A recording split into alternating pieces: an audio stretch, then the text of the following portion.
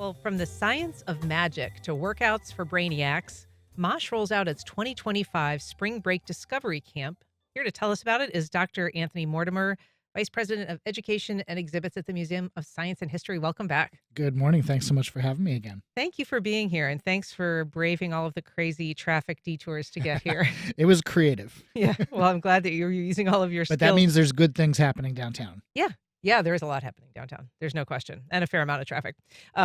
So spring break actually kicks off next week here in Duval, St. John's, and Clay counties. Yes, And so that is a time where parents are sometimes strapped for something to do with the kids while they have to go to work or just something to occupy them so they're not just sitting on video games all day. absolutely. And not just a drop off for childcare, something that the kids will enjoy, but also get something lasting out of that experience. Yeah, and so the spring break camp at MOSH really aims to be stimulating for kids thinking and also a way to just kind of get them moving in new directions. Absolutely. We want them to learn something, of course, because that's our focus, but we also want them to feel like they got that break from the classroom. Mm. Yeah. So there's plenty of time to explore the museum, spend some time in our new exhibit, Mindworks.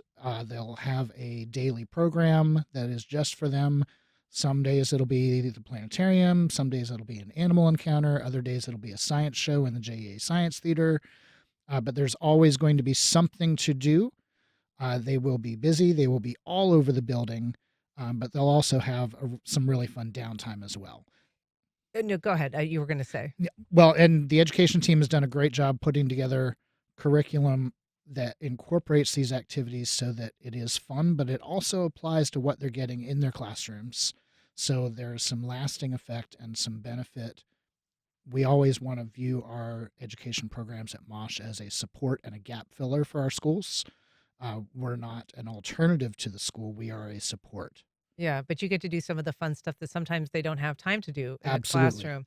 And we talked last time you were here about this new exhibit that you have, but tell us a little bit about it for people who may not be familiar, because it's Yes. really So exciting. our third through fifth grade group at Spring Camp is going to get a lot of time in the exhibit because their theme is brainiacs. So this exhibit, Mindworks, it's from the Ontario Science Center. We are the second museum in the United States to have this.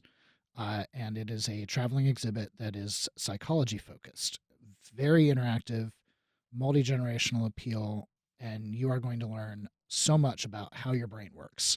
So, the camp activities for the older group, the third through fifth graders, are designed and integrated around that exhibit.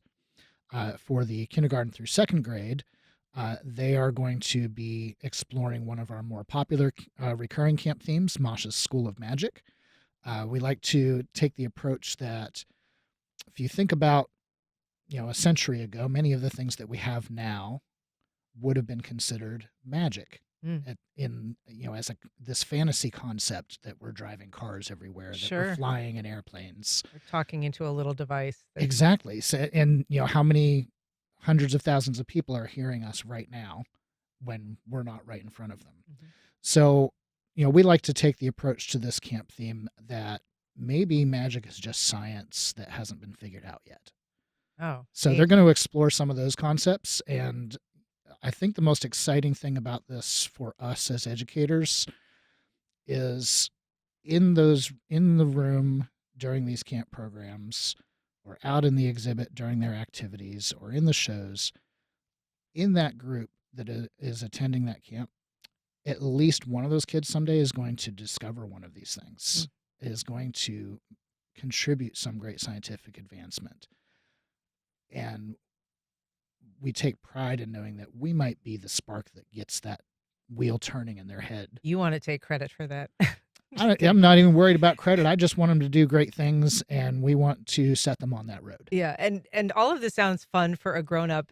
You kind of wonder like why don't you do discovery camps for adults? But you actually do have a lot of programming for adults, including stuff at the planetarium and this exhibit. We do, absolutely. We had a great program this past Saturday night with the WJCT Electro Lounge, That's right. and it was such a success. We're going to do it again. We'll have a date for that for you soon. Later this month on the 25th, we're partnering with the Atlantic Institute to host our second annual iftar, our Ramadan dinner. Nice. So if you want to learn a little bit about the historical tradition of Ramadan celebrations and have a fantastic meal in the process, the tickets are available for that. It's only $15 for a great meal and a little educational presentation. If anyone is curious but a little nervous, it is not a religious event. Mm-hmm. It is focused on the traditional themes of Ramadan being a time of self improvement and emphasizing the togetherness and contribution to community. Yeah, we talked yesterday briefly about WJCT's event here Wednesday, but this is another community component of celebrating and learning more about Exactly. Ramadan. Yeah. Well, Dr. Anthony Mortimer, it is so nice to have you here. Appreciate you coming back, and good luck at summer Thank you so spring break much. camp. Yeah. Head on over to the website. We've got a few spots available still. Excellent. All right.